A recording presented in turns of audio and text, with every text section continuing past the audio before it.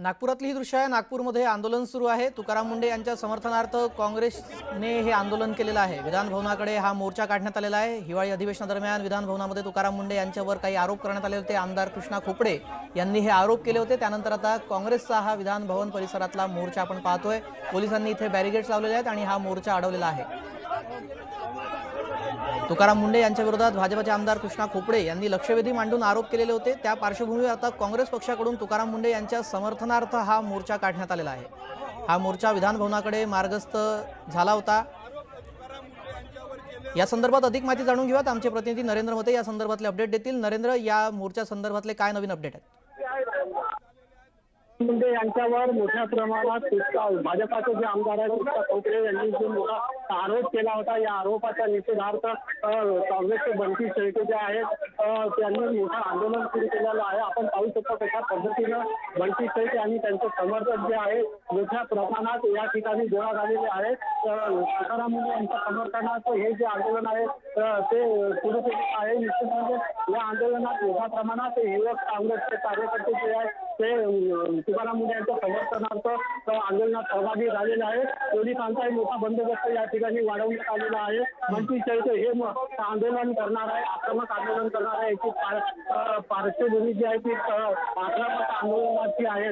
पण हे माहिती माहीत असताना सुद्धा या ठिकाणी कोकणा जो आहे पोलीस बंदोबस्त ठेवण्यात आला होता। मात्र आता सुद्धा जेव्हा हे कार्यकर्ते जे आक्रमक झाले आहे, बॅरिकेटिंग तोडायला लागलेले आहे, तेव्हा कुठे आता या ठिकाणी बोलावण्यात आलेला आहे।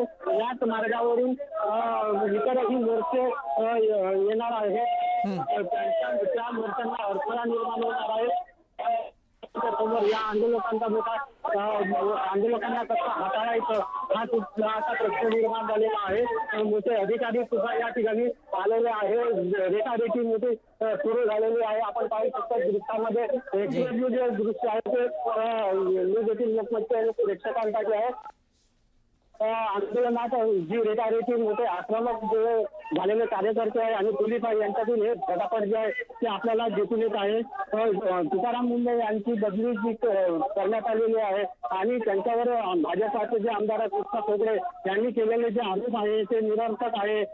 तुकाराम मुंडे सारख्या एका चांगल्या अधिकाऱ्यांवर हे आरोप करतात आणि त्यांना बदनाम करण्याचं काम करतात असा बंटी शेळके आरोप आहे। एकंदरीतच आता हे जे आज आपण पाहू शकतो कशा पद्धतीने या ठिकाणी जी आहे ती रेखारेखी चालू असल्याचं दिसून येतं। कार्यकर्ते बॅरिकेड तोडण्याचा प्रयत्न करत आहेत। या ठिकाणी आता मोठी कुमक सुद्धा दाखल झालेली आहे आणि पोलिसांनी सुद्धा या ठिकाणी आक्रमक भूमिका घेतल्याचं दिसून येते।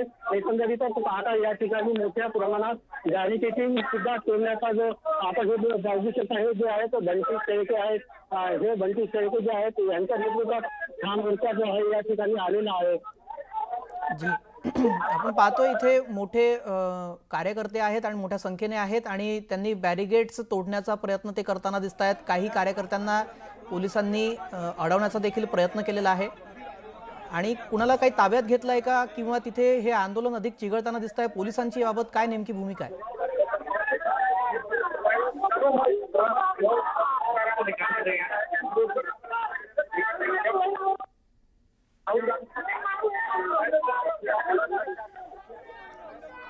या मुंडे समर्थनार्थ निघालेल्या मोर्चा संदर्भातले अपडेट आपण जाणून घेत होतो। आता पाहतोय तुकाराम मुंडे यांच्या समर्थनार्थ काँग्रेसने नागपूरमध्ये इथे हा मोर्चा काढलेला आहे। हिवाळी अधिवेशन नागपूर इथे सुरू आहे आणि आता विधान भवन परिसरामध्ये हा मोर्चा पोलिसांच्या वतीने अडवण्यात आलेला आहे। मात्र बॅरिगेड्स ओलांडून पुढे जाण्याचा प्रयत्न हे आंदोलक करताना दिसत आहेत। बंटी शेळके काँग्रेसचे नेता त्यांच्या नेतृत्वात हा मोर्चा इथे काढण्यात आलेला आहे। तुकाराम मुंडे यांच्या समर्थनार्थ हा इथे मोर्चा काढण्यात आलेला आहे कारण भाजपाचे आमदार कृष्णा खोपडे यांनी तुकाराम मुंडे यांच्यावर काही आरोप केलेले होते। महापालिकाचे आयुक्त असताना तुकाराम मुंडे यांनी गैरव्यवहार केला, भ्रष्टाचार केला असे आरोप कृष्णा खोपडे यांनी केले होते।